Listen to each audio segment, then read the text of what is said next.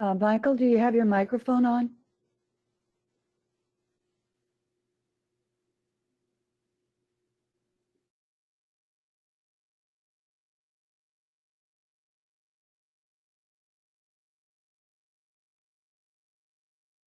I show Unmuted. there. It tells me I've been muted by the organizer. Okay. I must have muted myself. Well, anyway, I'm saying hello to you and good evening and thank you. That's a help. That's one of the reasons why we always need people on the right side to make sure that one doesn't do a silent movie as I have done at times. So we are working now in the 52nd, looks like the 52nd program in the science of triangles. We've been at this quite a while, actually. I didn't realize.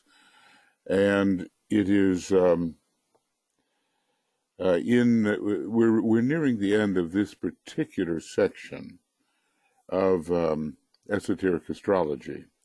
And you've probably seen that in order to understand what DK is saying about these triangles, excuse me, that we are having to learn some astrology, planetary, constellational, and beyond, but especially the zodiacal and the planetary astrology.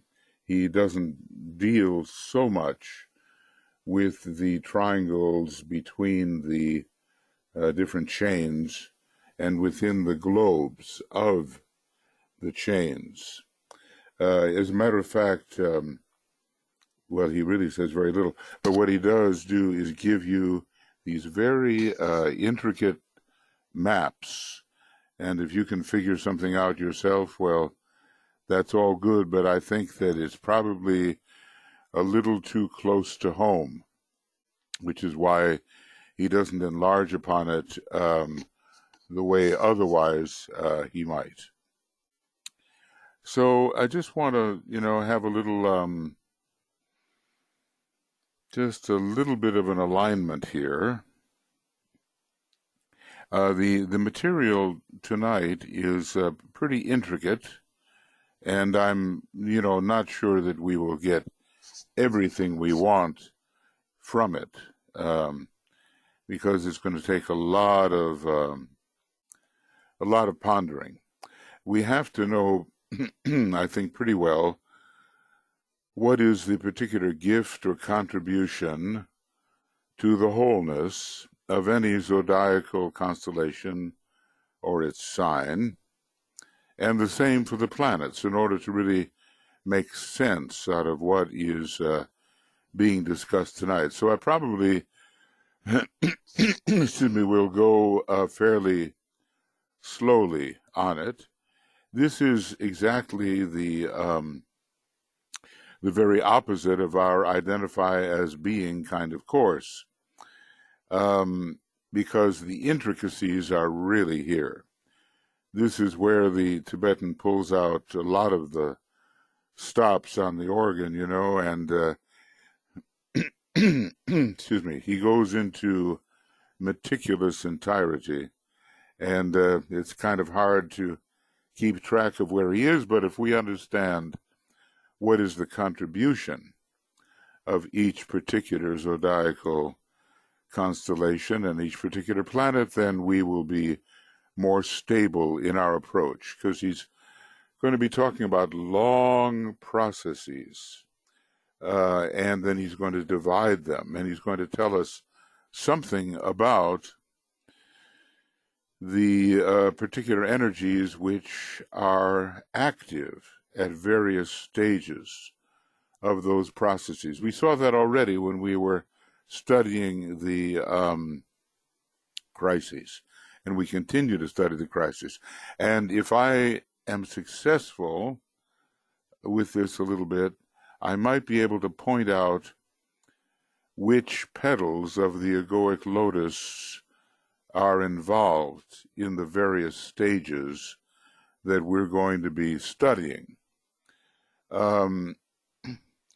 Now, obviously, what we're looking at here, it's not the way it will be one day when we have graphics that are, well, we already do have those kinds of graphics, and I suppose Dwayne Carpenter will be making these kinds of things that really do appear like they're living. But for right now, we have a diagram, and it's not scintillating and vibrating and all those things that DK tells us of the egoic lotus. But there are different stages of human evolution which are ruled by each petal. Now, you get a lot of that in cosmic fire, and as you know, we are studying cosmic fire. At least we're beginning to study cosmic fire, and by the time we get into the page 800 and something in this almost 1,300-page book, we'll be dealing with the egoic lotus. But I'm pretty well going to try to take it straight on through, and over the years, let's see if we can get a comprehensive point of view. So the alignment would be that we find ourselves related to the flowing energies within our planet.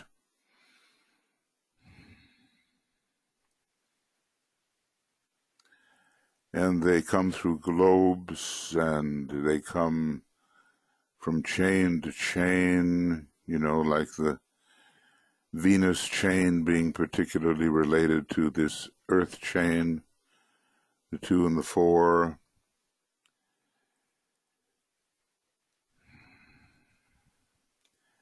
And then we reach out, and there are triangles between all the planetary types. It's a planetary group,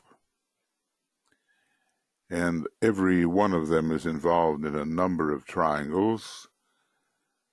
For instance, just imagine it: Vulcan, Mercury, Venus, Vulcan, Mercury, Earth, Vulcan, Mercury, Mars. You see what I'm doing?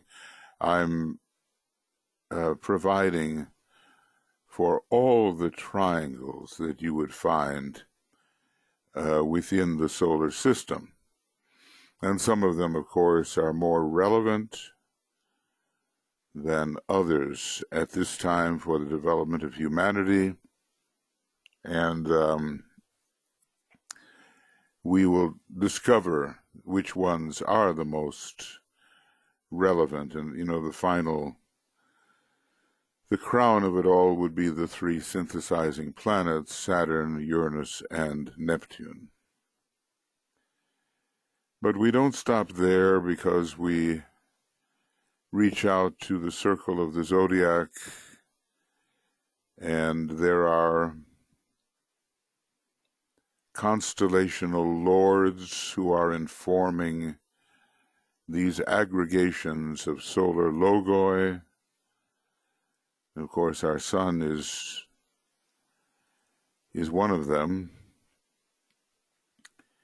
and we sometimes visualize the sun in the middle of this entire circle. It's not exactly correct, but from an energy point of view, it seems to work. And we would do the same thing, to create the triangles. Now, last time we talked about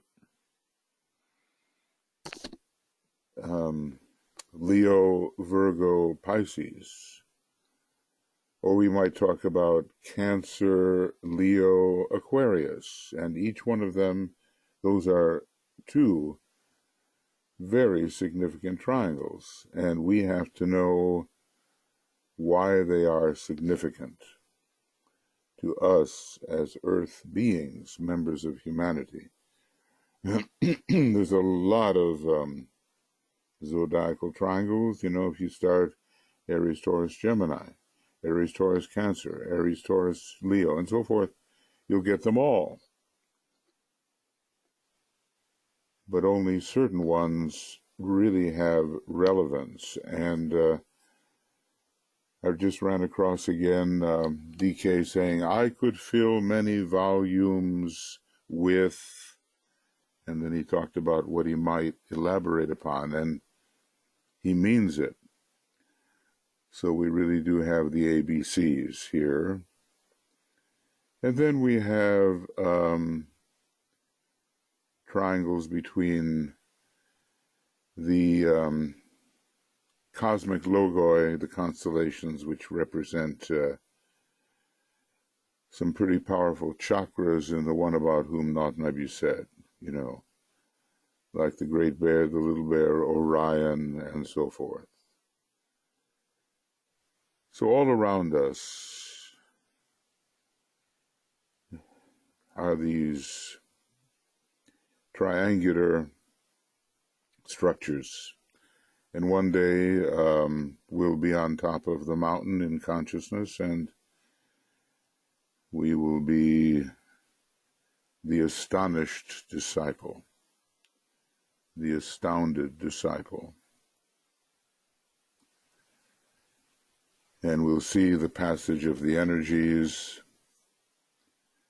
and that would be the reason for, pursuing that transfiguration, that mountaintop experience, liberating the powers of the Ajna center and the fifth ray, which are utilized at that degree. So it's sight, So the idea is just to get an idea of the huge context in which we are working. It's tiny when you compare it with the galaxy, or still more tiny when you compare it with, our particular universe. But it's very big when you think about life on Earth and the normal little circles in which we travel.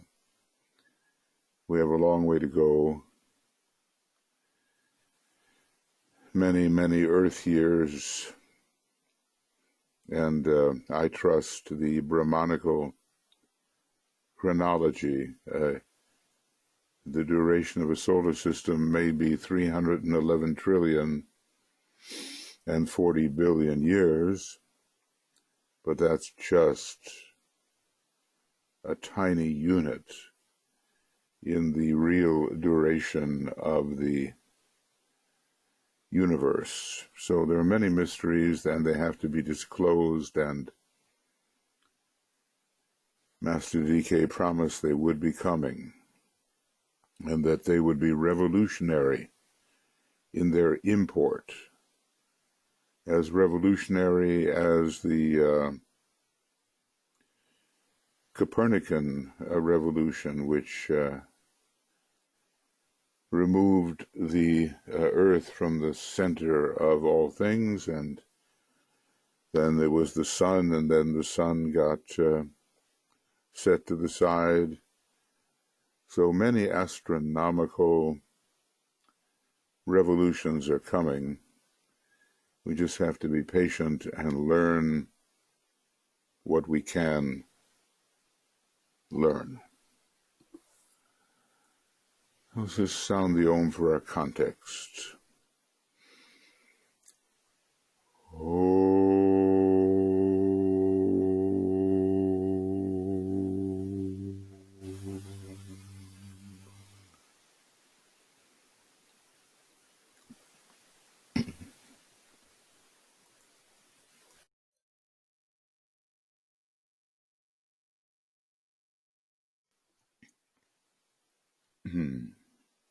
Now, I'd just like to welcome you.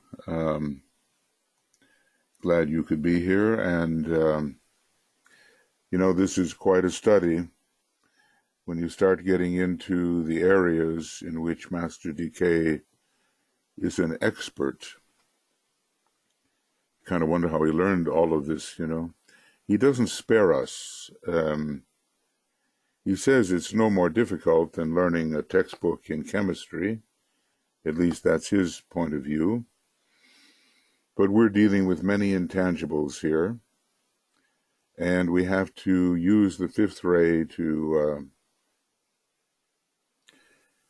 impress them into our consciousness and into our memory. Master Mori is kind of, he comes up with these wonderful hints. He says, if you want to remember something, press the bridge of your nose like this. And it's that physical. And he's filled with hints like that. And he says, if you want to get rid of certain thoughts, shake your head. That's how tangible thought can be. So when you read your Agni Yoga books, you're going to pick up all kinds of very concrete hints and statements that are supposed to be useful in the life of discipleship, and I think they are. So just to say hi and welcome Anne and Anna and Annette and Antoinette and Ario and Asha and Brennan, Catherine, Chris, Diana, Ishtar, Johili, Karen, Carrie, Mariana, Mariut, and Michael, Michael M., Natnia, and Nesa, Nicole, Nyanka, Risto, Sandra, Tuya, I can put you over on the other side there if you like, and Vicky, Winnie, and Ivenica, and Zenaidi, and Veronica. And we're over here on the right-hand side making sure that I don't do things like, oops, okay, talk without sound, and somehow stop the whole recording. I have a list of things I've done that have, they might not have happened if I had listened more carefully to my guidance in the heavenly worlds on the right-hand side. Well, okay, let's get into it. It's not easy, but just make sure. I'll just say this: make sure you know the 12 signs of the zodiac. Make sure you know at least the spiritual mantrams for those 12 signs. There are 24 mantrams really, but maybe the spiritual mantrams are the most important, and if you can learn all the 24, that's very good. And make sure you know whether these signs, constellations, are fire, earth, air, or water, and what their major contribution to the life, at least of the human being, is. Make sure you know that much. It is work, and unless we have the foundation, unless we have our alphabet, we're not going to be able to make words and sentences and phrases and paragraphs. You know what I mean. We have to have the foundation. So, we're at number 52 here, and I'm just thinking, we've been talking about, I'm going backwards now,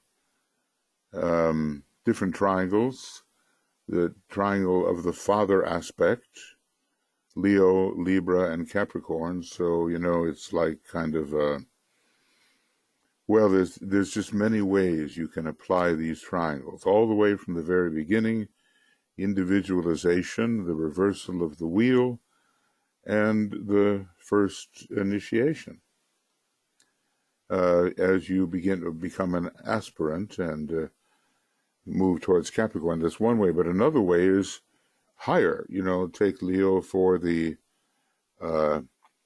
first initiation. Take Libra for the second and the true, more intensive reversal of the wheel. In a really spiritual sense, you make a decision about moving along the Sirian line of approach. There's a Sirian system of initiation, and we ideally are on it, and then Capricorn becomes the third initiation in this case. There's different ways of applying the energies of these triangles, and according to our form and the quality of vibration that we have achieved in our form, so will be the way we can respond to these very, very high energies. The low form has a primitive way of responding, and the high form much better and more evolutionary in nature. I mean, if you just because you have this triangle in your chart doesn't mean it's really going to work for you. I mean, it can be, there can be a lot of egotism in there, and still dependency on others, and a certain hardness of the consciousness. There's all kinds of ways of doing this. Now, the feminine, the triangle of the mother, it's pretty clear. It comes from the previous solar system, Cancer ruling the first part of that solar system, Virgo ruling the second half of that solar system, and very lunar and watery in some ways, you might say. So this has much to do with the material element. And, of course, it can be a very high, you can read it in a very high way as well. I'll show you how we do this. Let's say, I mean, it's not just mass consciousness and then sort of cleaning up your act and then becoming sensitive. It's not just that. It could be integration, Cancer. And Virgo could be a true discipleship. Like, we in the Blue Rose Sisterhood, Tuya is always pointing out the ideal discipleship of the disciple Mary, who was traditionally a Virgo. She was acquiescent. See, Virgo and Pisces are two signs of acquiescence to a higher will, and they both eventually rule the monadic plane.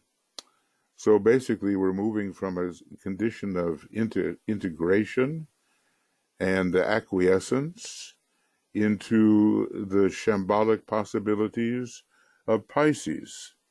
So basically, you can't just look at a gathering of signs and says it means only this. You have to know the different stages that a human being goes through or humanity goes through, and how these signs, constellations, we shouldn't get confused about what they are. I'll show you a very good quote on that. But we have to know where we are in our evolutionary process. And if I were to, if you have trouble discriminating between signs and constellations, I will simply recommend the following quotation, which you can ponder, and it gives the discrimination that we need. Okay, and there it is, on page 621.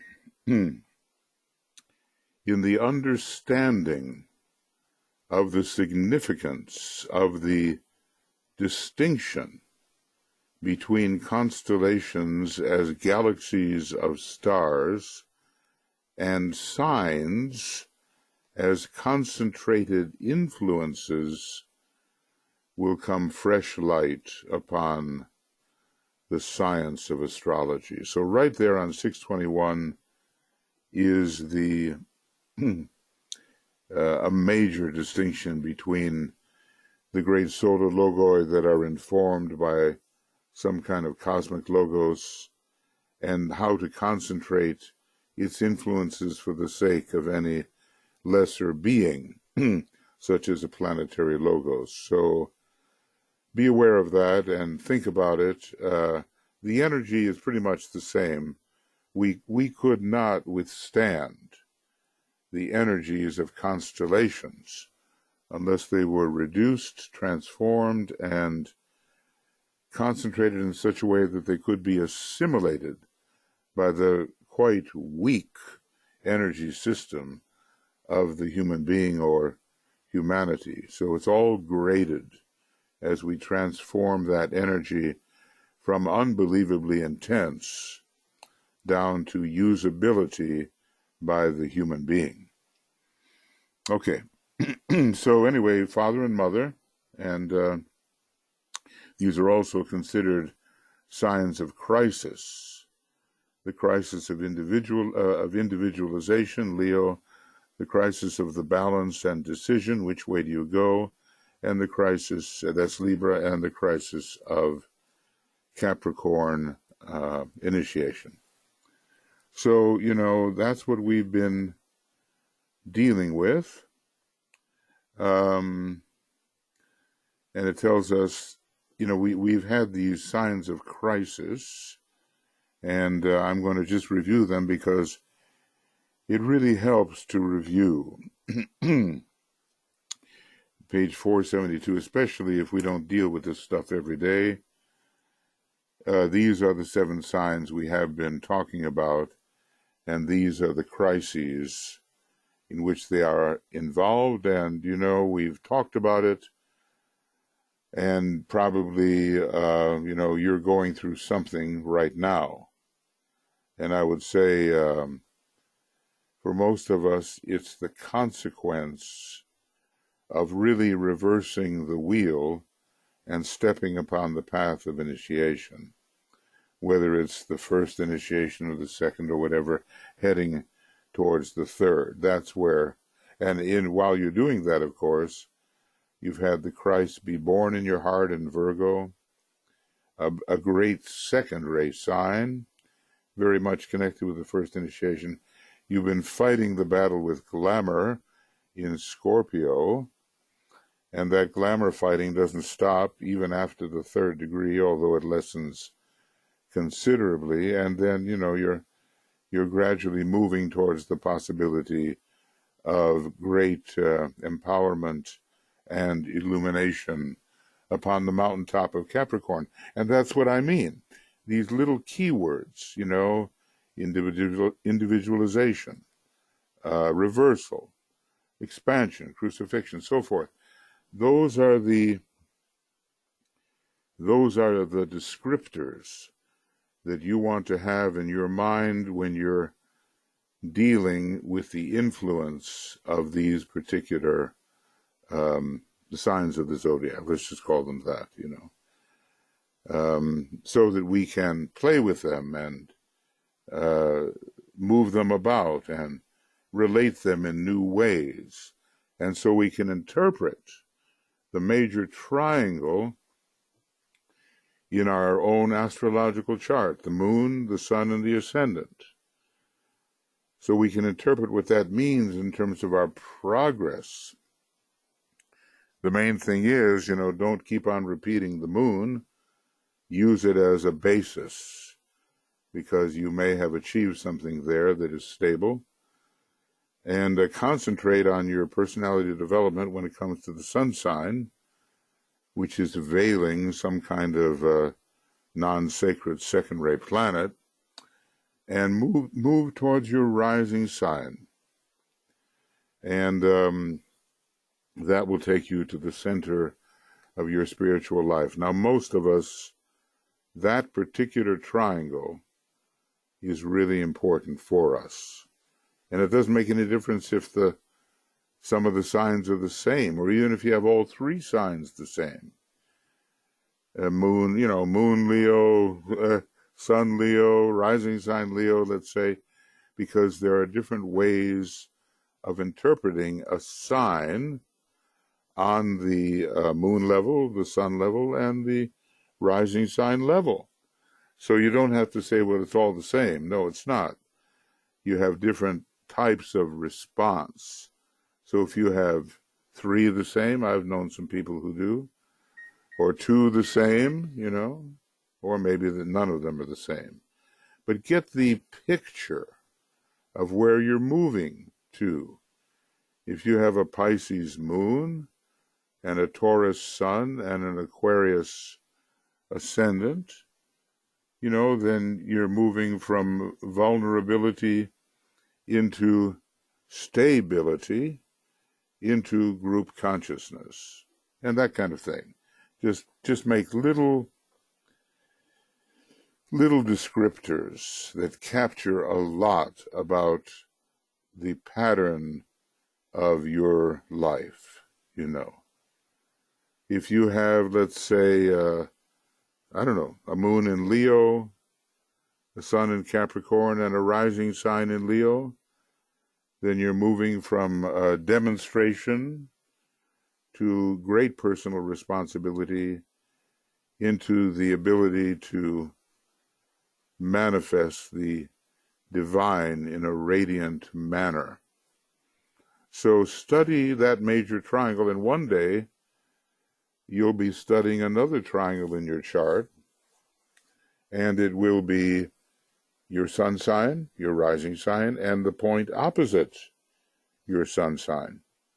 And that will be your personality, sun sign, your soul, which is your rising sign, or at least it leads you in that direction, and then the point opposite is your monad. And of course you would have to be point opposite the sun is the monad, and that fits quite well with this thing we call sun black antikarana, or antikarana sun black. You keep on rearranging those things. It's I think the fifth formula in discipleship in the New Age. Look, the Tibetan has given us what we need. There's no question about it. He's given us what we need to take major steps. Now the question is, will we take that seriously and utilize that and apply that and think about that when we are really trying to live our life, or will we just blunder along and forget our astrology and forget our rays? The rays in astrology are given to us so we can live more consciously, more intelligently, and more in line with the plan that we had before we came into incarnation. Now, I know astrology is filled with all kinds of complexity, but if you just get the major triangle of your chart and really understand it, you will have something of great value.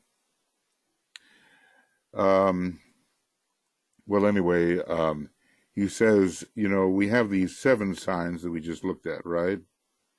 And then he adds other signs over here, and he says that Sagittarius, Libra, Taurus, Pisces, and Aquarius are more signs that are related to individual unfoldment of the individual disciple, and not something that every human being is definitely going to pass through. I keep on thinking, take notes when we're discussing these matters and see what jumps out at you, because, there's lots of ways to listen to something. One is a passive way, and it just kind of flows over your head, and the other is with your computer or your pen, and you isolate certain things which hit you and which make you feel, this is important for me. That's what Tibetan says. He says, you don't go to your guru anymore these days, and he gives you a hint, and then you go away for a year and work on it. No. He says, you read the book, and there's all this stuff in the book, but certain things jump out at you, and those are your hints. Those are your hints. Okay, so, he's talking about Pisces has a very important, unique relation to the 7 constellations. It's really, it's the sign, think about this, that leads us into Shamballa. A lot of us are going to take our 5th initiation strongly under the sign Aquarius. And when you look at Francis Bacon and, who is now Master R, a huge amount of Aquarius. And he was a high initiate, even at that time. There's so much mystery surrounding him and so forth. So Pisces force is very good for transitions. And when you're finishing your work on the mutable cross, which is the cross of many changes, and all of this very, very human and not especially spiritual experience, which lasts for millions of years, you reach a point where Pisces helps you take a step onto the fixed cross where you're nailed, so to speak, on Taurus, on Leo, on Scorpio, and Aquarius. If you have any of those signs, you're nailed on that until you really understand what the soul is, your inner self, your higher power, whatever you want to call it. You have to go through a series of lives. Fortunately, it's not the longest series. The longest series of lives is taking place from the time you are no longer animal man, but you are humanity. From that point of individualization up till the door of initiation, the first initiation. That's very long. That's very long. That's just millions and millions of years. And then, once you take the 4th degree and become a master, begins a huge cycle in which you live your life on the cardinal cross as a monad, and it's the longest by far. But look, people like you and me, we're still dealing with the fixed cross and learning how to be a soul. And even if our astrological chart does not show fixed signs, Taurus, Leo, Scorpio, and Aquarius, in consciousness, we may be on the fixed cross, okay? And thus it goes. So we have to know our basic level of consciousness. So now, when you're really an aspirant and really coming close to the first initiation, you are about ready to step into the hall of wisdom, and you will be working then on the fixed cross for X number of lives. It's not so many lives. It's more like, maybe a few thousand years compared to millions of years.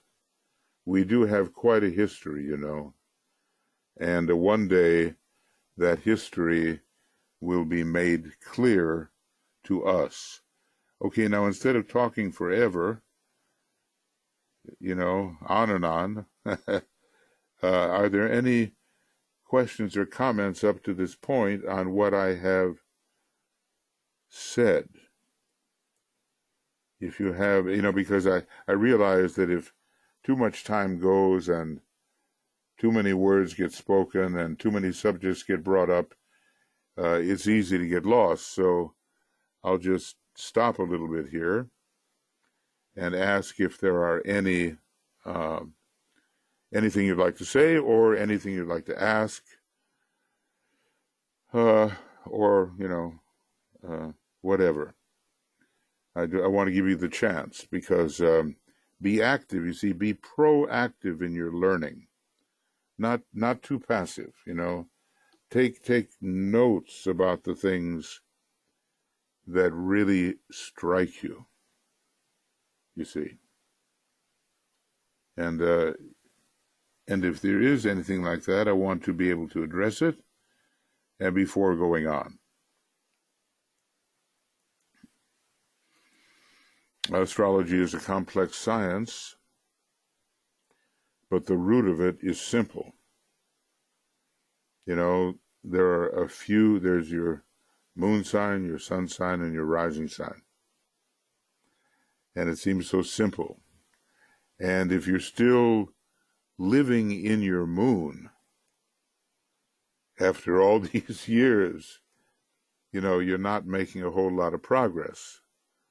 Except if maybe your moon is veiling Vulcan or Neptune or Uranus, and you're really unveiling those planets by lifting your moon out of the way, then there can be some progress, and you're redoing your basis, your habit nature, using Vulcan, the hammer, and Neptune, the sensitivity, and Uranus, the lightning bolt.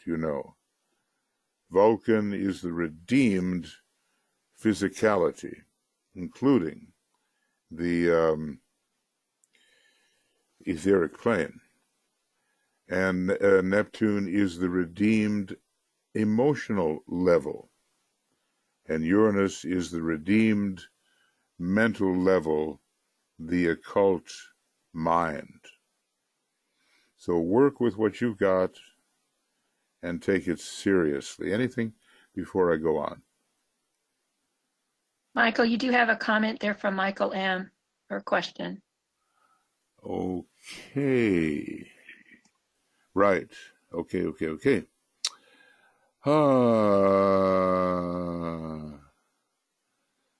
Michael, here we are. I've learned about fixed houses and fixed planets can provide the fixed element of understanding in the chart. Yeah. Well, yeah, DK actually does go, Michael, into, he talks about certain houses, which are non-sacred houses, and he relates the 5 non-sacred planets to those houses, and then what he does do, to give us plenty of... What's going on now? Something's happening. Don't allow yourself to... don't allow yourself to go green, or I'll hear some strange things. He starts you on house number 1 and starts you on house number 2, ordinarily interpreted and spiritually interpreted. And then he says, okay, now you do the rest, the next 10 houses. And we've done a lot of that, and sometimes we'll look at that. But, I know I'm walking a fine line here, because technically this is not an astrology class, although you're going to learn plenty of astrology.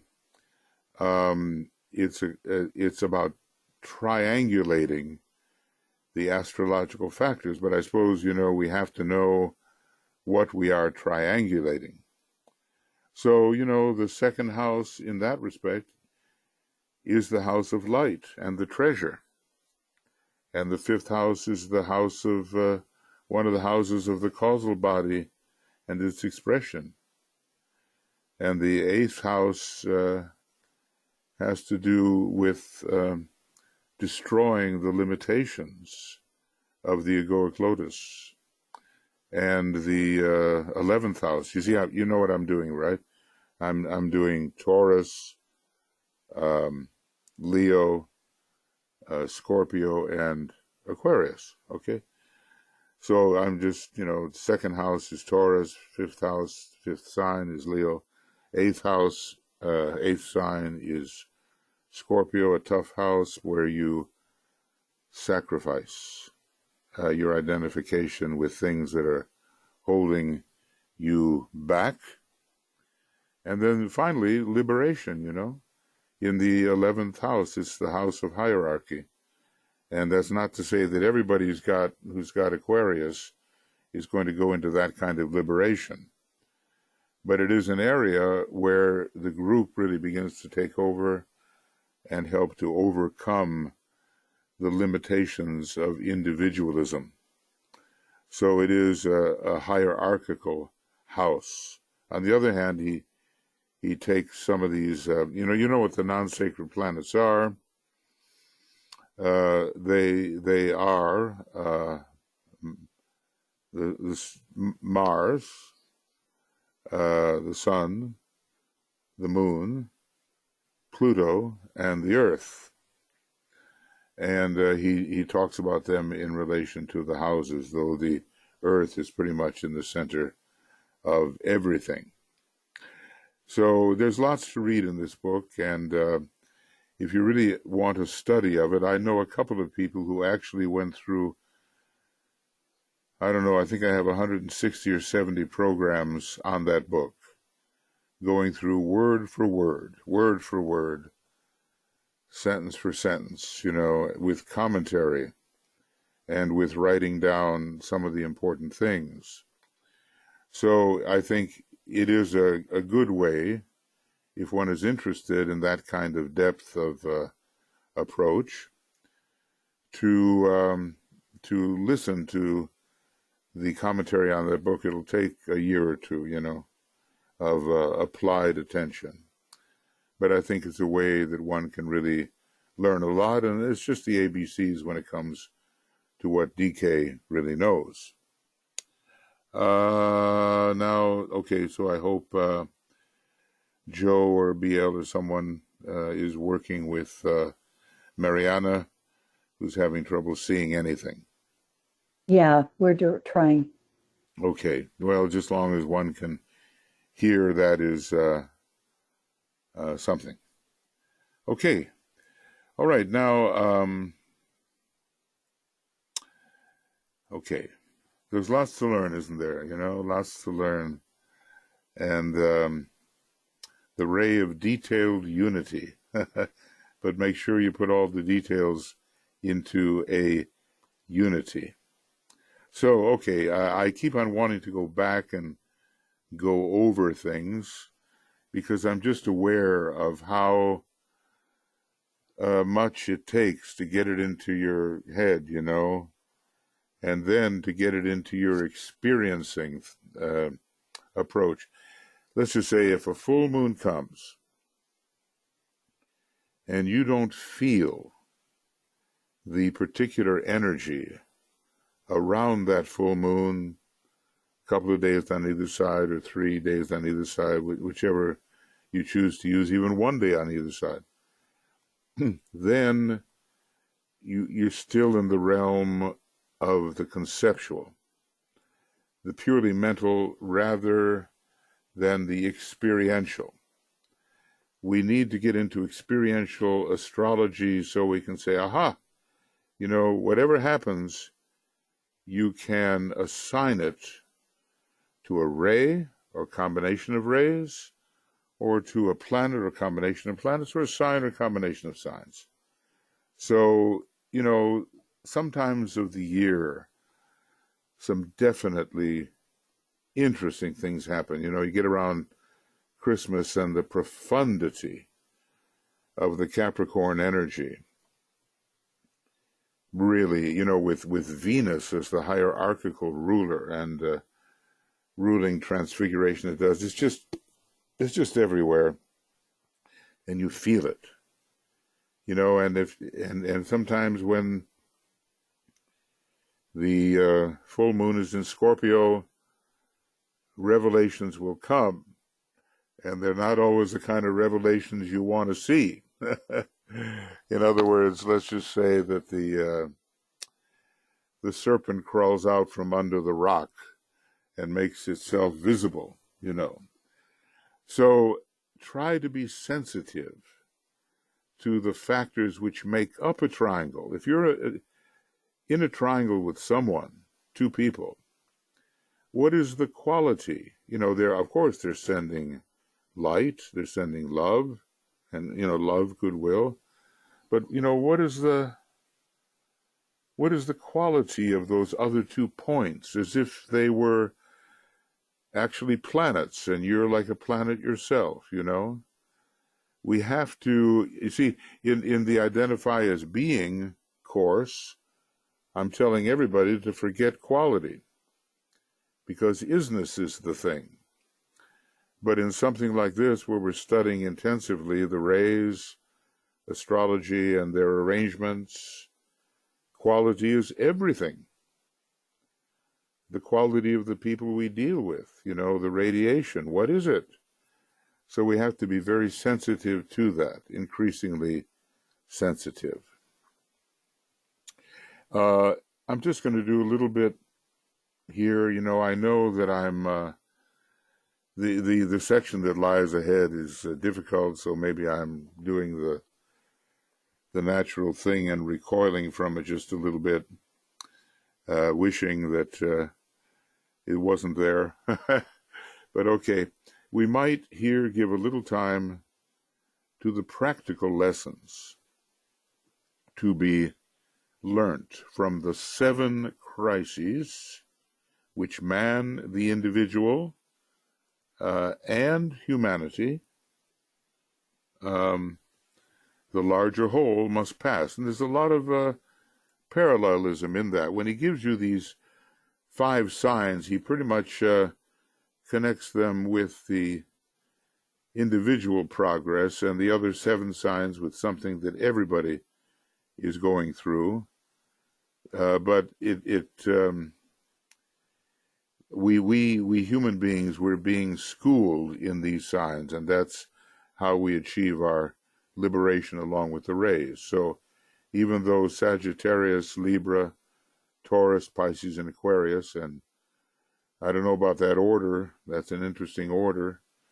Usually Pisces should follow, but, you know, there's ways of looking at it. You can arrange them in any way and make sense out of it, really. So even though that is dealing with the unfoldment of the individual disciple, it still will relate to humanity, you know, and even though these other 7 relate to the mass human crises, it will relate to the individual too. So just, if I can say it, develop flexibility of mind so that you can arrange and rearrange things and it all makes sense. But in order to do that, before you can start moving things around,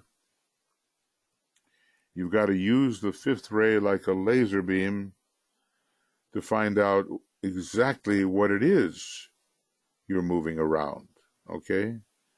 That becomes really important. You have to have acute analysis before it all jumps out at you in an intuitive flash of wholeness. So this is what you call buddhi manas or manas buddhi. Do your manas work, do it first, and then when it's sharp enough and clean enough and bright enough, something's going to happen to bring things together. You know, I told you, you know the story, the fairy tale, the shoemaker and the elves. The poor cobbler, he just couldn't make a living, you know. So he could get as far as getting the pieces of the shoes prepared, but he didn't have time to put it all together. And every time he woke up in the morning, they were together, ready to go. How'd that happen? Well, you know, the elves took care of it, and the elves here represent the intuition. So if you prepare with a very sharp mind the meaning of the little parts and pieces, something in you, the intuitive, pure reason, whatever it is going to put it together for you. You can't do it yourself. It's pure reason, and it descends from above. And there it'll be. It'll be a flash. It may come in through Uranus. It may come in through Neptune. Mercury is an intuitive planet. It may come in through Jupiter. There are certain of the intuitive planets that relate to the buddhic plane, specifically Mercury, Jupiter, and Neptune. And Uranus is the lightning bolt. Have you ever been out on a dark night and it's raining and you can't see a thing? And then suddenly there's this huge bolt of lightning and everything lights up all around you.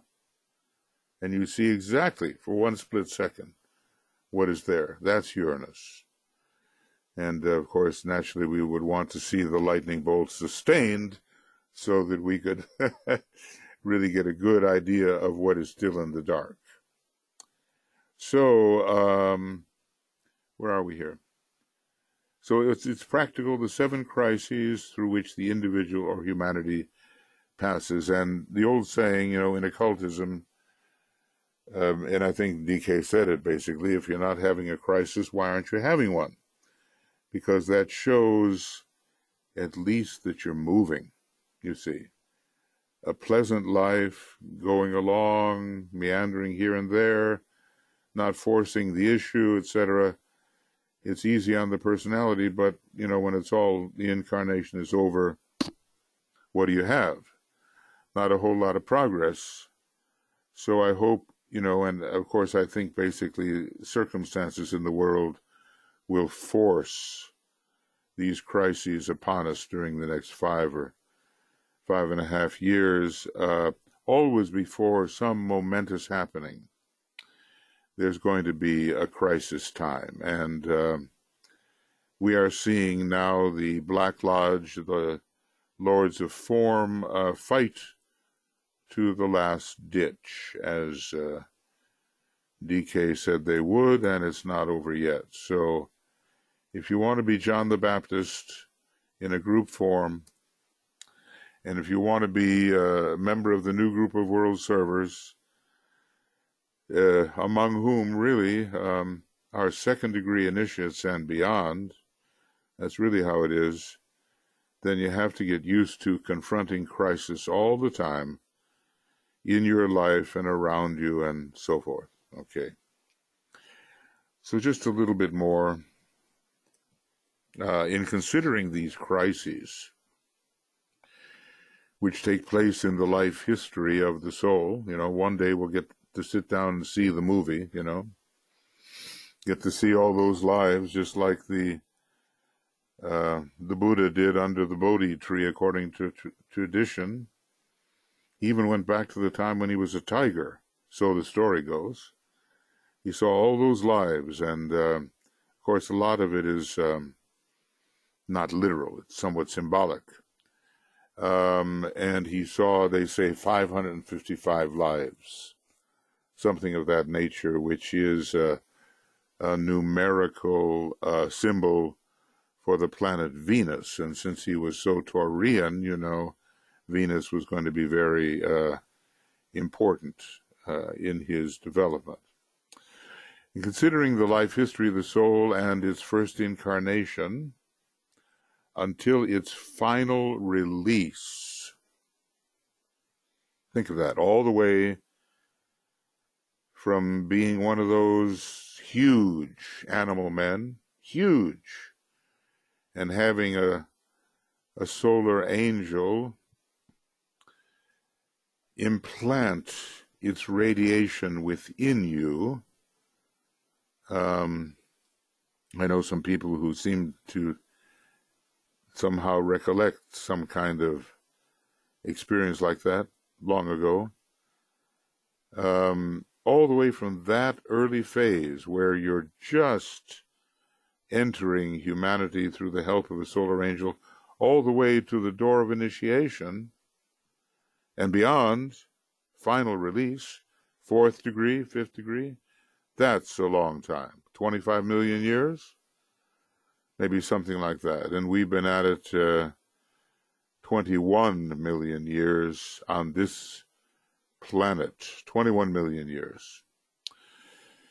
And then 18.5 million years ago, the hierarchy with Sanat Kumara and the Lords of the Flame, they actually established themselves here on this planet. So what amazing experiences we have been through as a kind of a developing human being.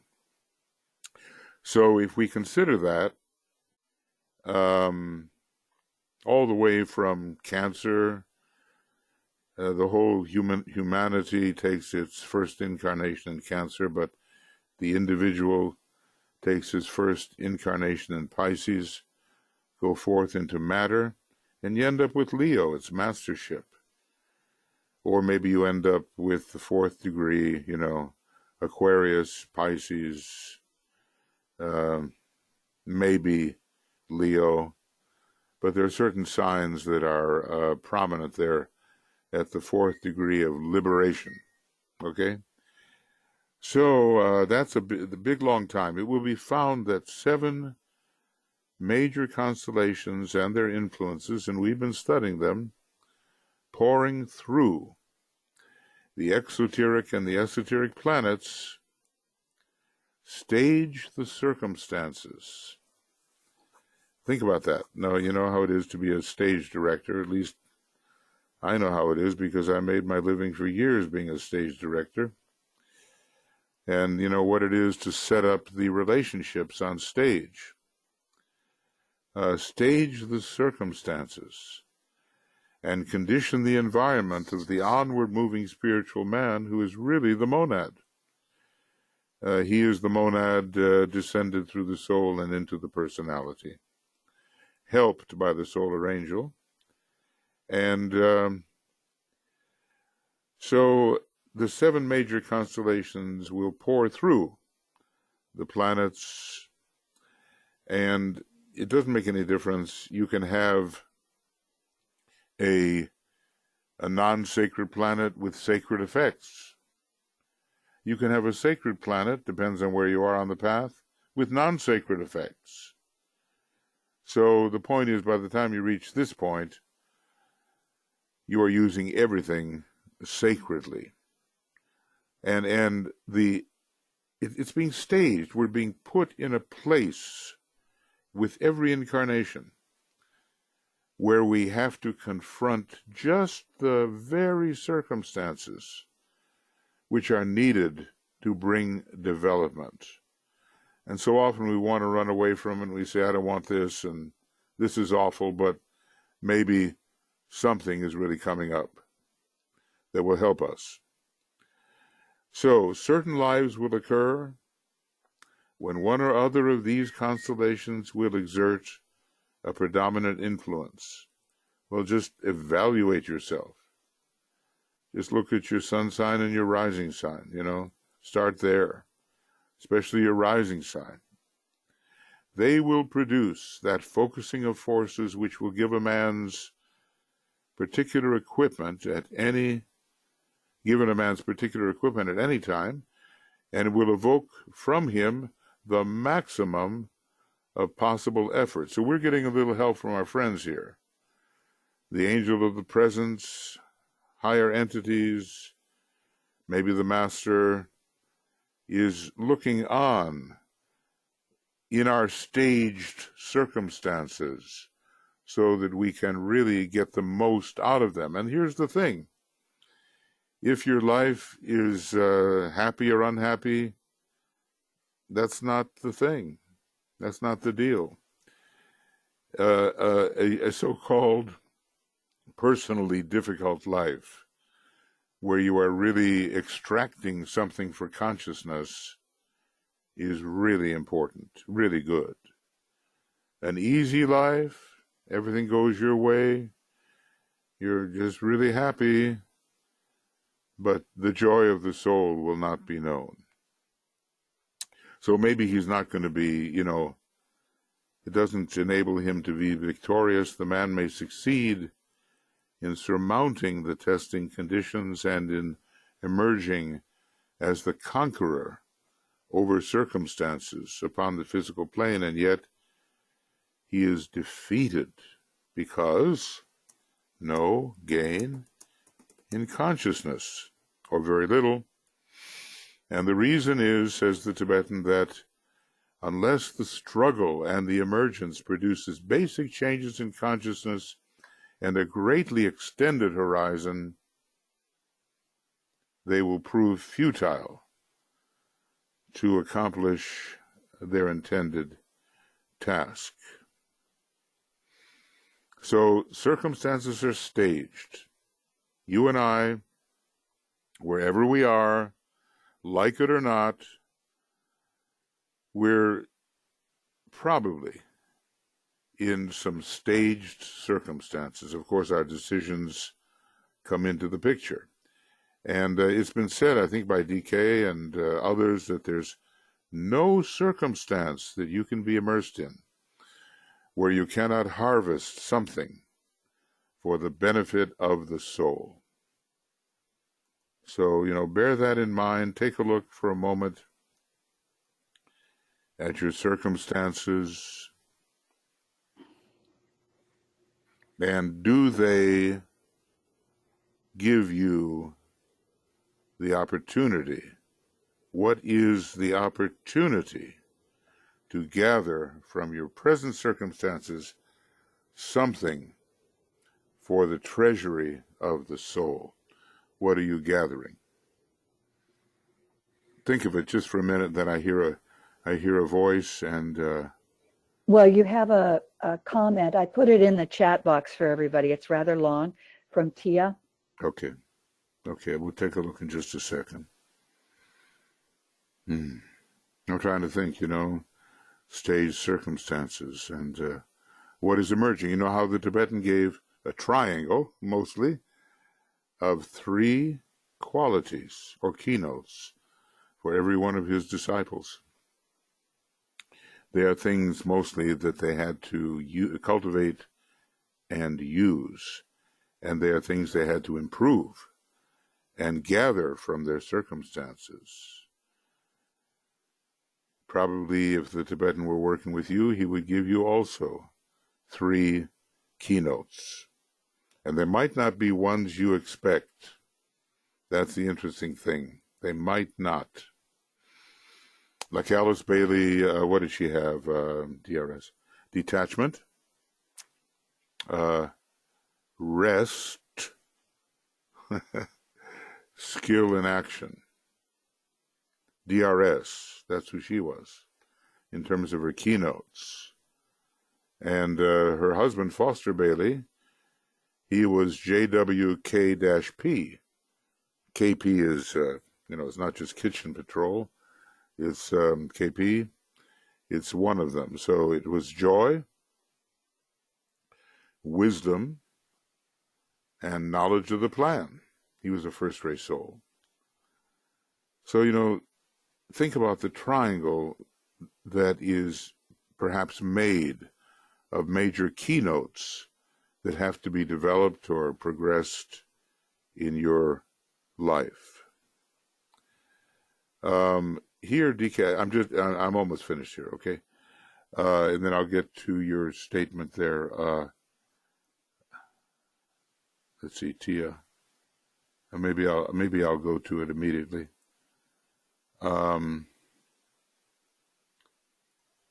So let's see where it is here. Wait, what's happening? Oh, here it is. BL, wait a second, what's going on? Oh, where can I find that? I put it in the chat box. Oh, because It's also in the questions box. Okay, Right. it didn't stay there. Okay.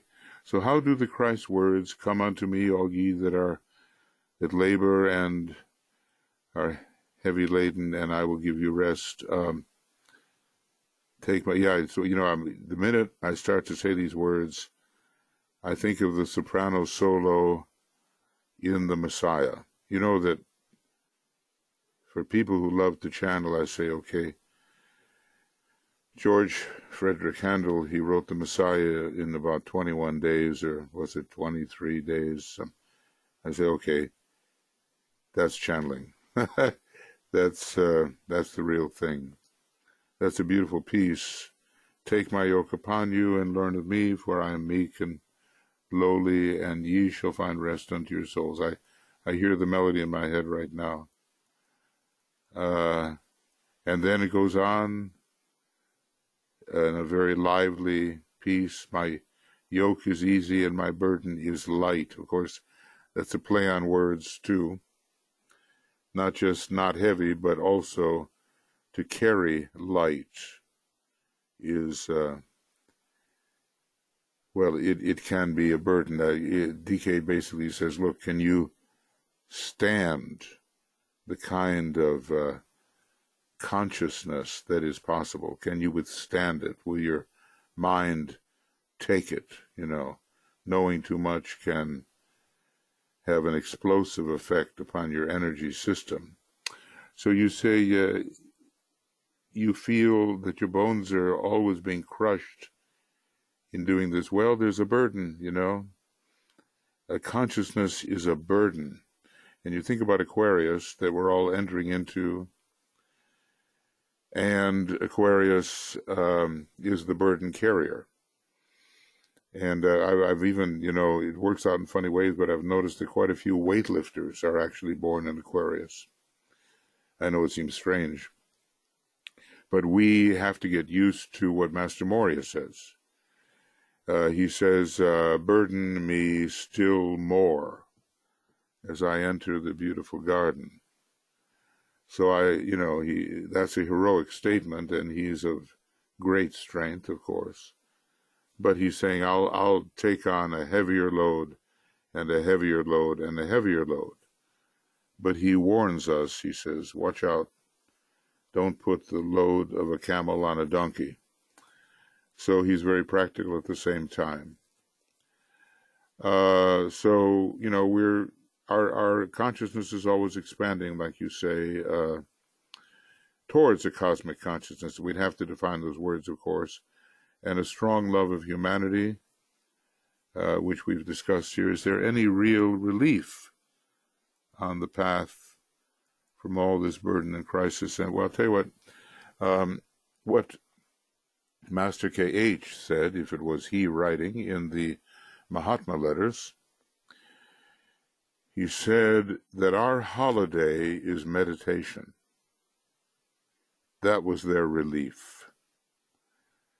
That hierarchy is a place of extreme responsibility, and we are moving towards that.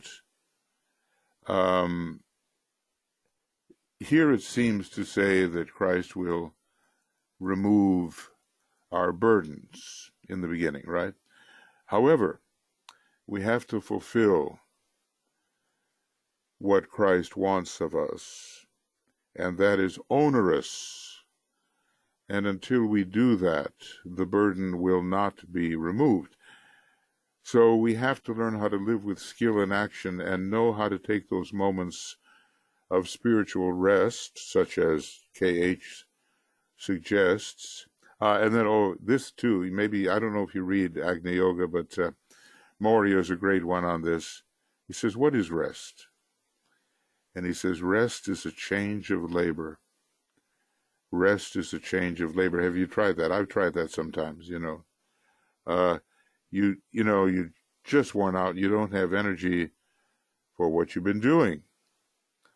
But you think about something else to do that's also difficult and necessary, and suddenly you have energy for it because it's a change of labor. So there are ways to live the spiritual life with skill in action, and generally, I'm not sure who the poet is, maybe someone knows, but this poem ends with the idea that the road winds uphill all the way. Now, even when you get to the top, you have to come down, and that's distributive. You're sharing everything you've seen there. So why is it in the Gemini labor, the last of the 5 sections of the Gemini labor is that Hercules helps Atlas carry the world. It's like hierarchy, you know. The disciple really gets in there and helps that Aquarian body hierarchy carry the world. And when he does that, the world just rolls off, and it's light now, and the apples, the golden apples of the Hesperides, roll into his hands. So I would just say that, you know, the more we go and the more we're willing, and like Moria, to carry more and to, you know, we have to be careful if we have second ray. You know, some of us, I do, you know, complain about it. Oh boy, this is heavy. You know, do I have to do it? If I don't complain, if I don't have self-pity, I find myself getting stronger. And the strength will allow me to carry without the sense of grievance things that would have crushed me completely before. So I would just say, keep on going, carry more, use meditation as your holiday, and bless many, which I'm sure you do. And because the act of blessing gives relief from the sense of being burdened. There's just something about giving to others, serving others, even though DK says it is difficult, but there's something about it which just strengthens and takes away our self-pity and takes away our complaint, and takes away the sense of being overcome and overwhelmed to serve and give. Keep giving, and even though the riches of the world will come upon you, and there'll be nothing that is denied to you, it won't be a burden anymore, because we've given everything. I guess that's it's in the love energy that the burden is made lighter. But we got to go through a period when it seems very, very heavy. I guess that's the best I can say at the moment. Joe, is there anything else that I'm missing? Yes, you have a comment from Juhi. I've got it right here. 7 major constellations and 5 minor constellations. It's like the notes on a piano, you know, the 7 white notes, the 5 black notes, 7 sacred planets and 5 non-sacred planets. Yeah, right. 7 white keys, 5 black keys. You said it. How do I think about this? I think, here's how I think. It's quite a question, though, you know. In the previous solar system, the number was 5. And that number represented Brahma and intelligence. In the present major solar system, the number is 7. And this represents the 7 rays and the love energy and the intuitive, unitive life. So it's major now, and the 5 have slipped back. Sometimes, you know, there are certain cultures who preserve the pentatonic scale rather than the scale that is used in a lot of Western music. They preserve the ancient scale, which leaves out certain notes. I'd sing it for you if I could trust myself, but I don't right now. Now, just guess what the number for the next solar system is going to be. And I'm sure you have presumed that it is 9, and it is. So there, you look at it together, and we've got 21, and then add up the whole thing as a unit in itself, and you have the mystical number 22. Now, right now, we're developing the 7, and interestingly enough, Manas is secondary. in our solar system, but necessary. It is a foundation, and the five, here it is, the five lower planes are planes of Brahma, and then comes a plane of Vishnu and a plane of Shiva, but basically the seven are operating to bring forward the second ray at this time. And thus, we can divide an octave, bum, bum, bum, bum. You can divide an octave any way you want. There are microtones, and you can divide it into 28, if you like, for the mansions of the moon, It's simply vibration.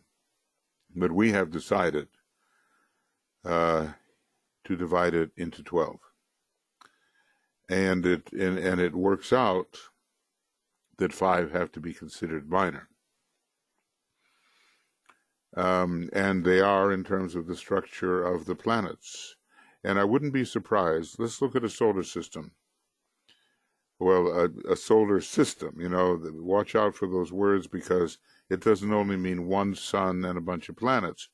It can mean a system of stars. So let's go into our Cosmic Logos. Page 293 in Cosmic Fire. Okay. That being has 7 major stars.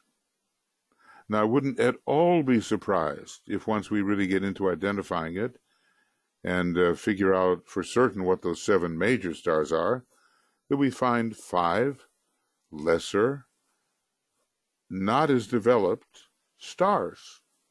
Maybe they're going to be brown or dark red or something like that. They're not going to be the fully luminous major 7. So wherever you find a 7, you should look for a 10 or maybe look for a 12. It can go both ways. And you definitely have detected a pattern there, Johi. You have definitely, that is a major pattern. It works out in stars. I believe it works out certainly in planets.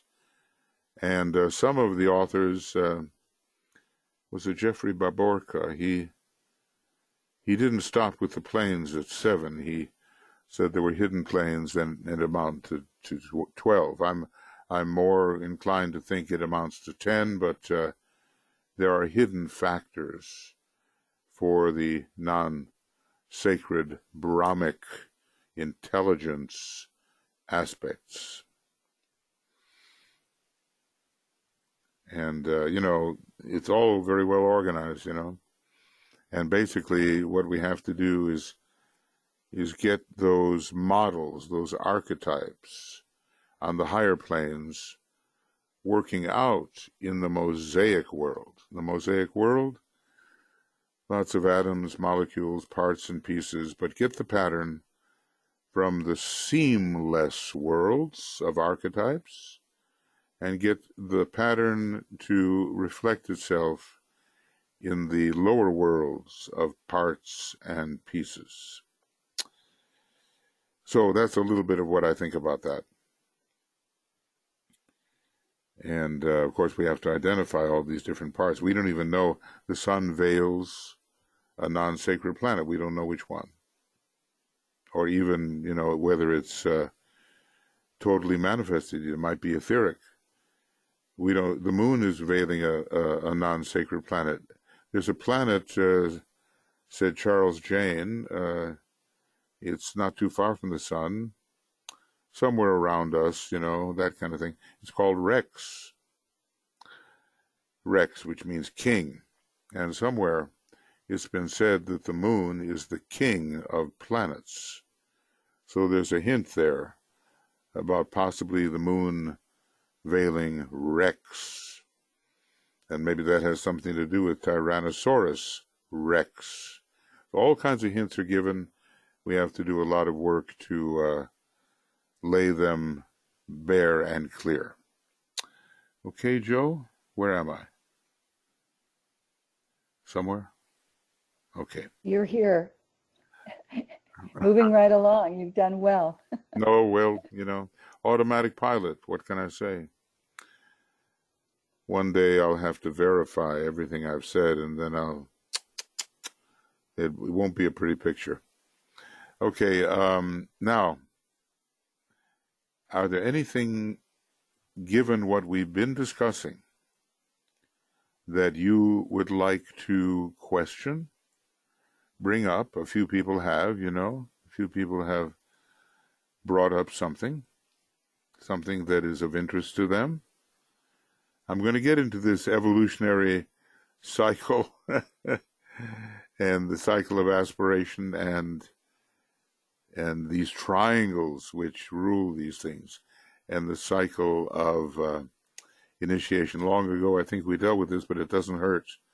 Doesn't hurt to see which particular triangles are being used by the major triangle of Great Bear, Sirius, and Pleiades. Or, if we want to be more accurate, I would say, really, it's Great Bear, Little Bear, and the Pleiades. That's, I think, is more correct. But, there are these blinds. You know what an occult blind is? Like, for instance, you might be talking about the star Betelgeuse, the red star in Orion.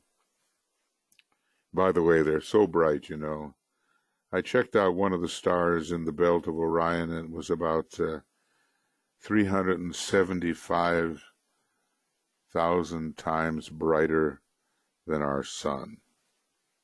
Just imagine that. And almost every star was at least 90,000 times brighter than our sun. So it's obvious that the solar logoi are evolving also. And we just have to get this whole idea of the ladder of evolution. Now, that's going to be a big triangle.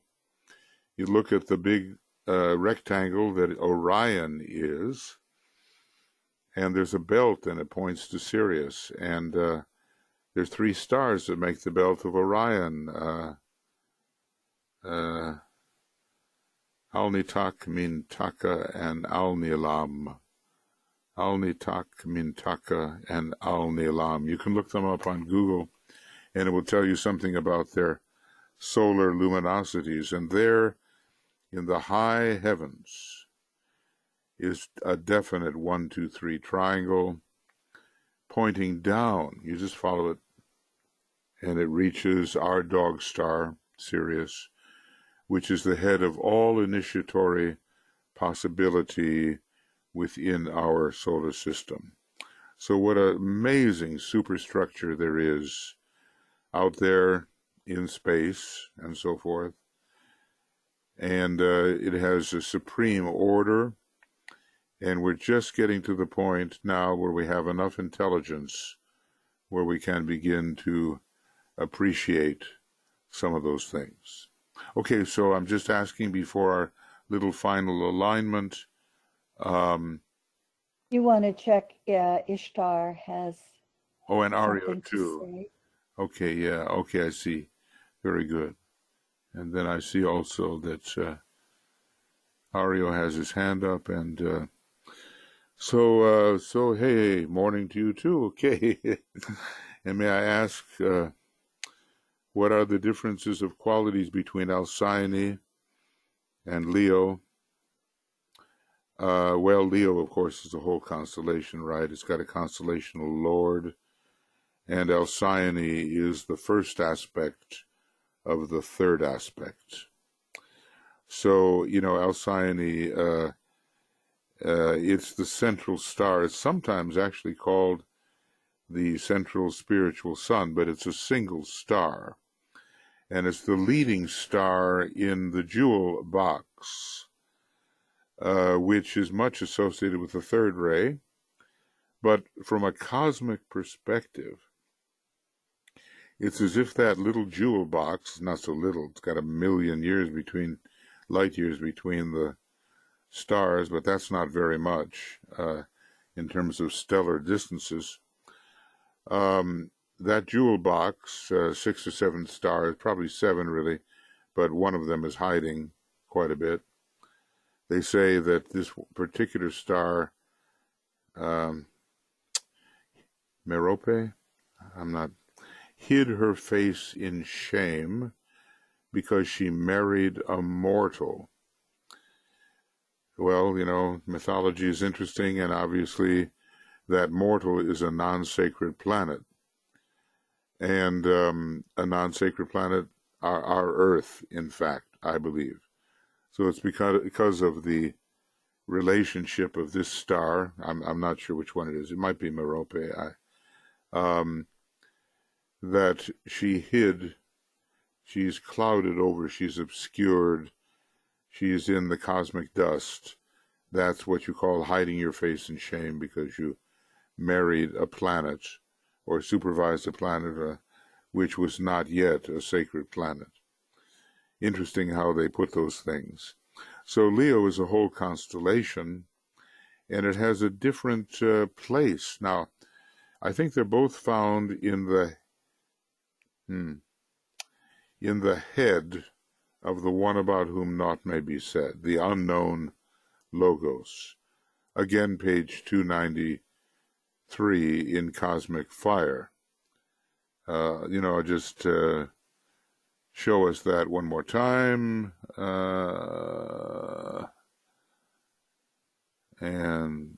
Let's see what we got here. A treatise on, and I hope I'm more or less correct. So there it is, the unknown. And it has, its vehicles are constellations. Well, inside the head of this great being are various constellations. And, we too, we're learning what it is to have a heart in the head center in every human being. And, of course, it's a very powerful center. But in terms of this huge logos, the one about whom naught may be said, or the unknown, the 12 petals of the heart in the head center are the 12 constellations of the zodiac, and Leo is one of them, so that's its particular place in this huge super being. Now, when it comes to Alcyone is simply a solar logos, although the leading star in the jewel box, or the Pleiades. And when we're talking about the Pleiades, we're probably one day talking about 1,000 stars, ruling the whole head center. But maybe the jewel box rules the jewel in the middle of every chakra, especially the head chakra of this great being. And Alcyone, it cannot be as great a logos as the logos that rules the entire constellation Leo, but it is a great logos.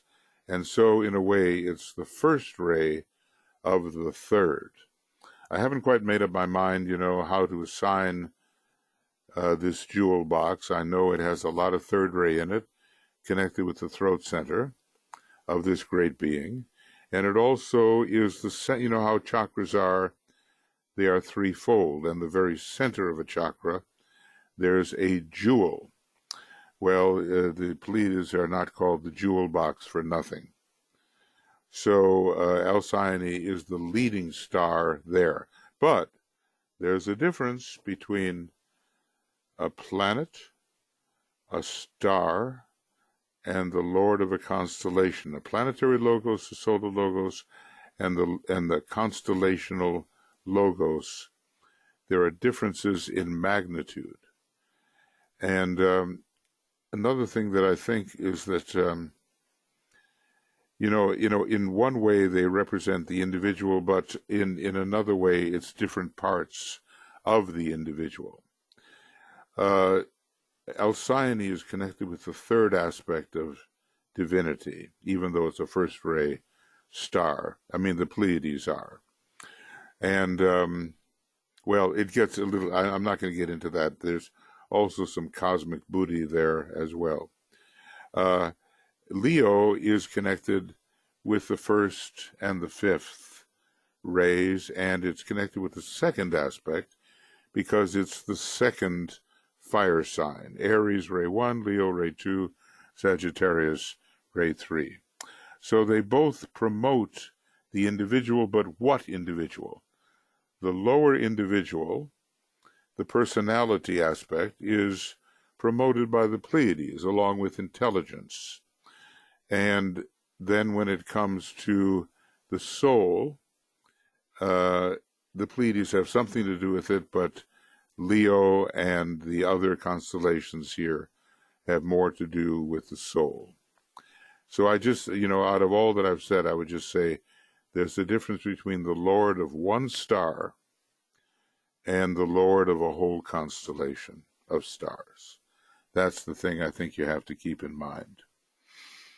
Yeah. Okay, it's a thought. It's not complete, but it's a thought. Now let's see. More here. Let's see what's saying. Ario is here. And okay, Ario, yeah, go ahead. You can talk. Okay, then about which kind of percentage of our humanity, of us, has reached the individualization in the moon chain? Well, it's not given About. by. Yeah, it's got to be an about, and I would say about 15%. That's kind of what I came up with as I was calculating it. Is a relatively small number compared to the total number. But then, this is blinded because sometimes it seems like there's 60 billion, 60 billion monads that relate to the Earth scheme. And sometimes, and more explicitly, it seems like there's 60 billion monads, human monads, relating to the whole solar system. So that is not completely worked out. So we'd have to, see just how many monads there are.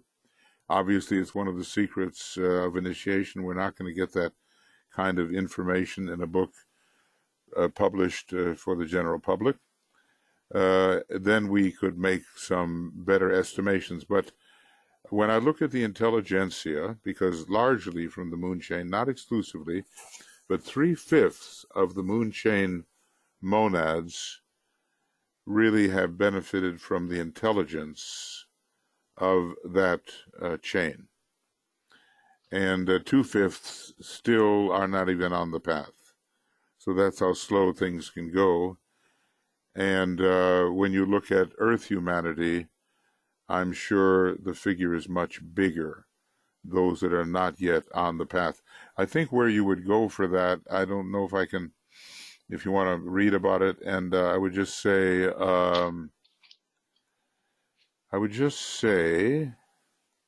it's going to be in a treatise on cosmic fire, and I don't know if I can find it, okay, but 2/5 moon, okay, that's not 2/5 chain.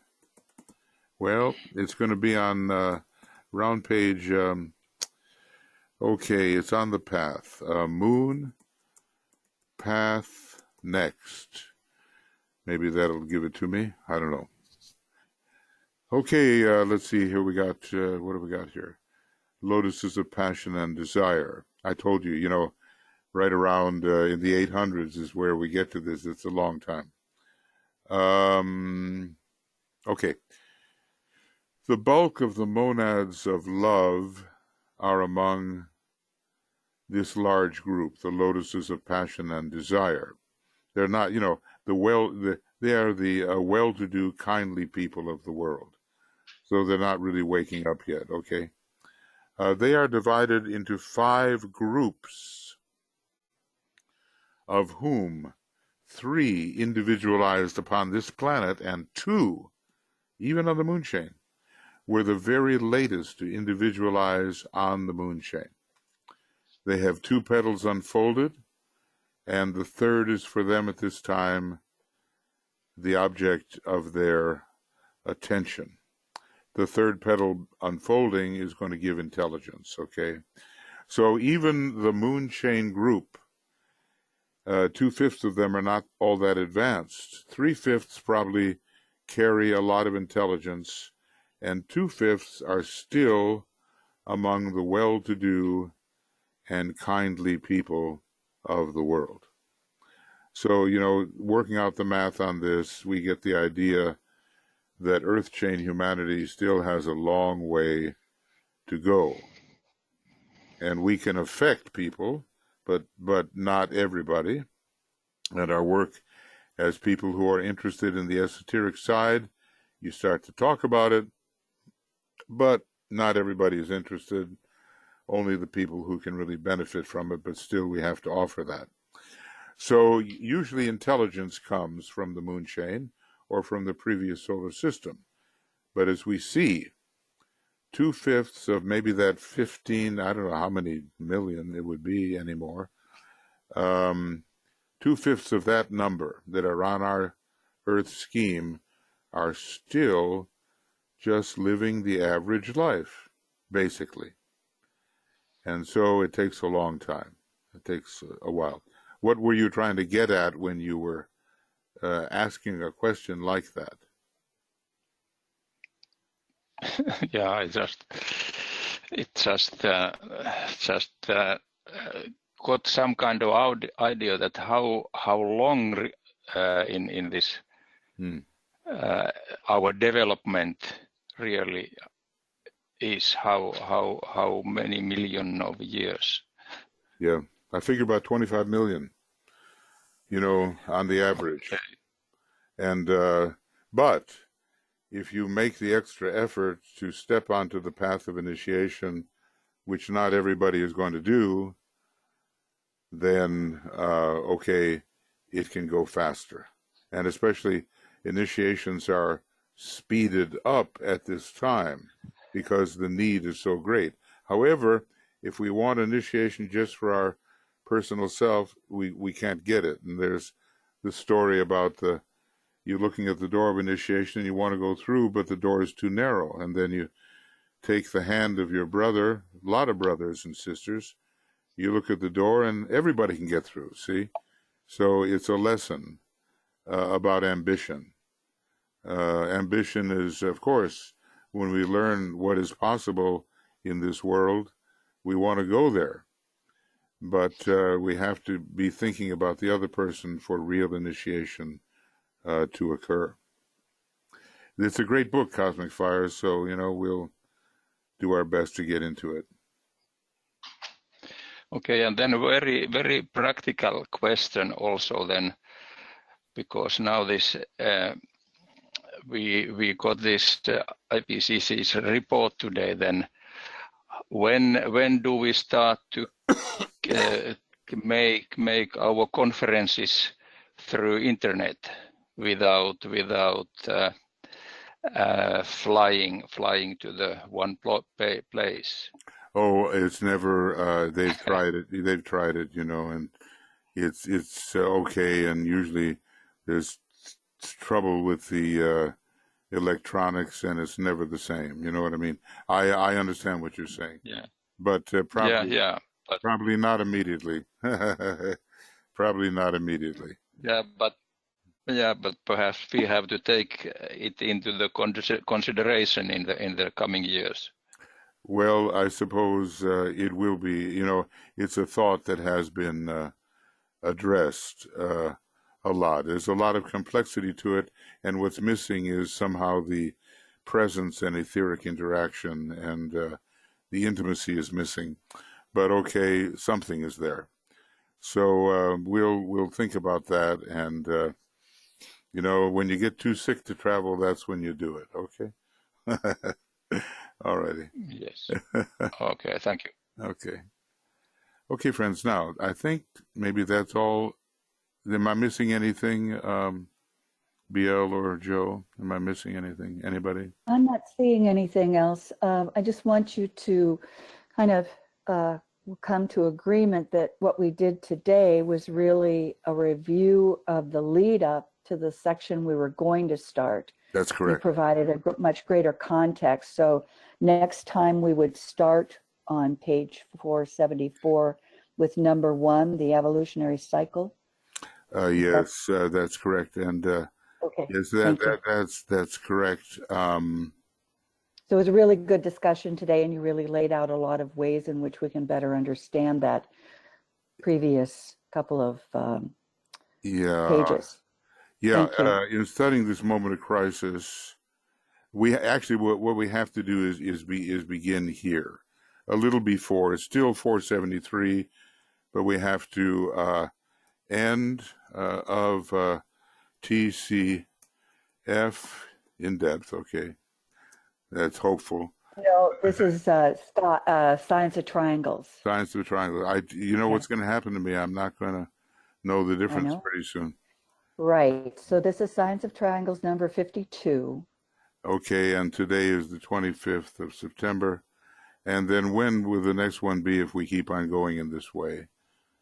It'd be October 2nd, On next Wednesday. Okay, so there I may be traveling, and I'm going to have to let everybody know about Okay. that. Okay, unfortunately I Thanks. don't like to miss, but I may be going up to the Little Bear Meditation Center, and that if I arrive late enough, it's possible, but I'm just not sure. So Okay. I'll have to Thank let you know, and yeah, I'll let you know. Okay, so this is the beginning on October 2nd, but may have to be deferred. Okay, so I'm going to put this in some kind of color where I can actually recognize it, and because otherwise it gets cluttered with so many notes that it's not possible. Okay, now remember triangles, that's what we were actually dealing with at first. And the funny thing is that we're almost more into cosmic fire here because we're in the middle of a very energy-intensive part of esoteric astrology than we will be when we're looking at cosmic fire and laying out how that book was put together. Now, if you can put together in your mind cosmic fire and esoteric astrology, you will be putting together the two, well, there's probably 3 most occult books, okay? I have to add the rays and the initiations. Those 3 together are the acme of the Tibetan's teaching for the 2nd installment. Now, we just don't know what he's going to offer for the 3rd installment, but it might be nice to be around and read those things, okay? I'm sure we will be if we care enough. I'm sure we will be. Okay, so the end is just a brief, very brief alignment, and we have discussed the way that the energies, particularly here the zodiacal energies, I guess that's what he's mostly dealing with, actually do make a big, big difference in our development in the different stages. Lives are interesting. Sometimes they are extroverted. Sometimes they're introverted. Sometimes they're filled with crisis. Sometimes it's a little smoother just to recover and so forth. But the thing to realize is that these energies are delivered to us to help the staging of life circumstances so we can get out of those life circumstances what the angel of the presence sees as our destiny, having much more knowledge of where we've been and where we're going. So we have to trust the hidden energies, but that's not enough. You have to know which are the hidden energies which are really inclining you to serve as you serve and express as you express.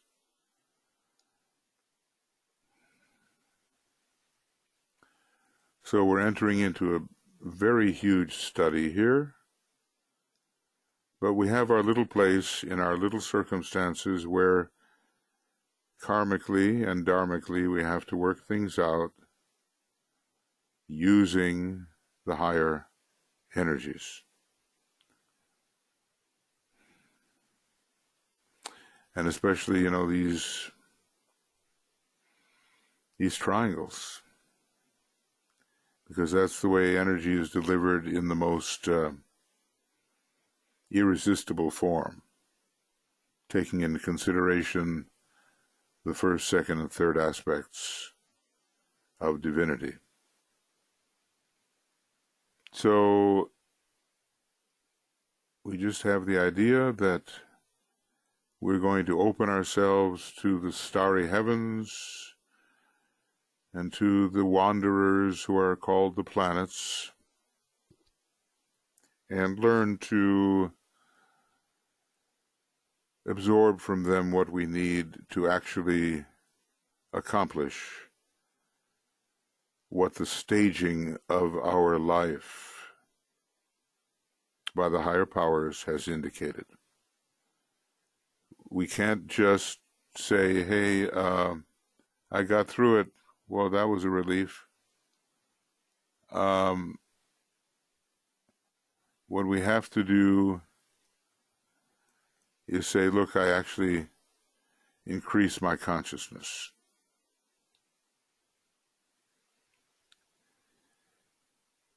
And we should keep track and see how we think our consciousness is developing under the impress of these energies.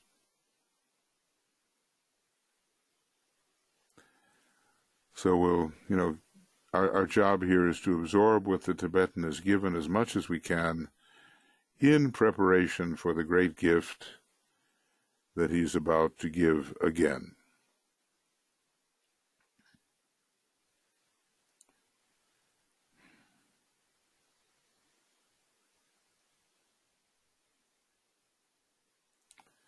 And we'll sound the Om.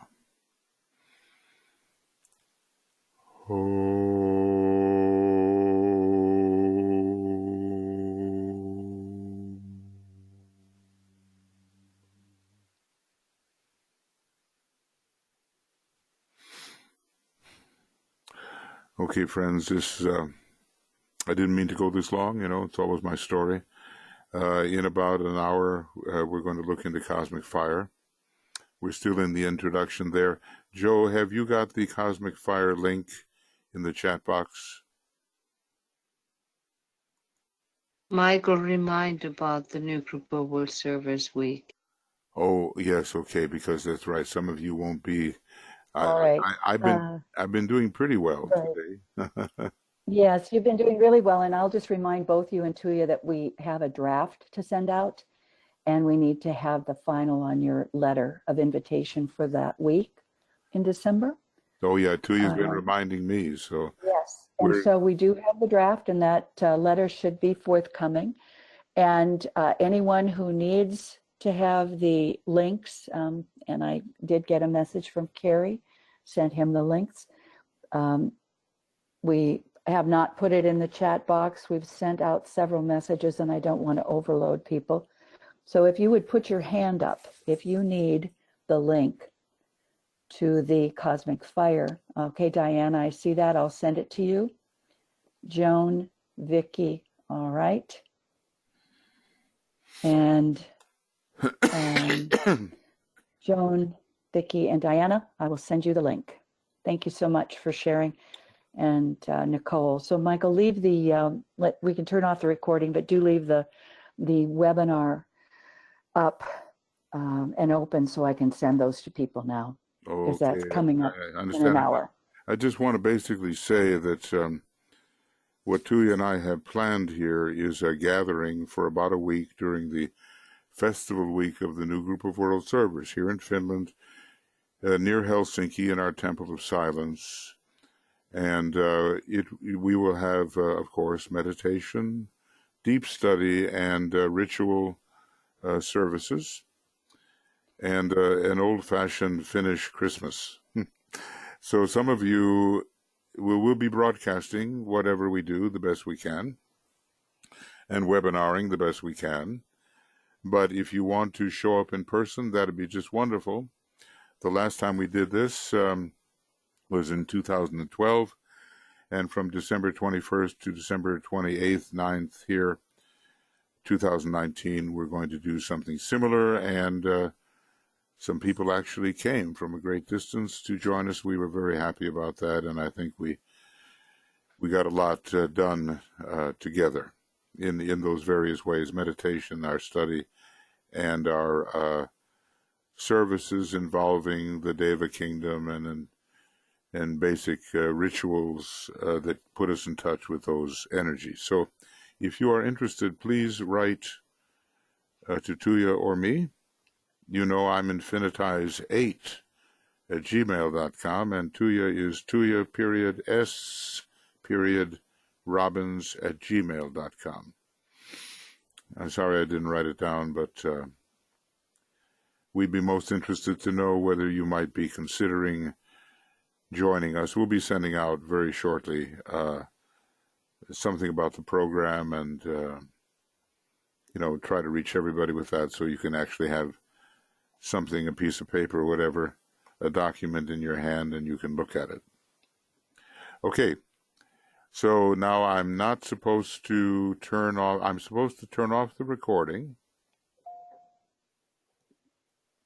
and I'm going to do that.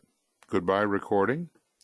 And then, but I'm not getting rid of the program just yet, because you're copying something. Now look, if you want, Right. I'm sending it to, it's sent to Maru, Nicole, Joan, Vicky, and Diana so far. So I don't see any other hands. I think we're good. If you change your mind about it, just go to how you would receive a YouTube broadcast, and I managed to put it there under where you would get the streaming picture. I've got the link there too, so you can find it. Unfortunately, the webinar links, they keep changing, of course, and the broadcast links do not change. So just go to our regular broadcast address, and underneath the picture that you would see is the link for the Cosmic Firework. And also I'd add, Michael, would people let me know if you are not receiving this information in our constant contact process. I just got a message from Kerry today that he has not been receiving it. So let me know for sure. There are some that, yeah. Mm-hmm. Yeah, thanks so much. Do our best to get to the bottom. Okay, so recording is going off, and we just want to wish you the best. Now, tomorrow morning, is it morning? Yeah, I think so. The reappearance of the Christ meditation is at 5 a.m. GMT, and that'll be in our usual channel. So we'll be reaching you in that way. Not a whole lot of time to sleep, but okay, we have morning times and evening times, so that'll be reaching you. All right, here goes the recording. It is off.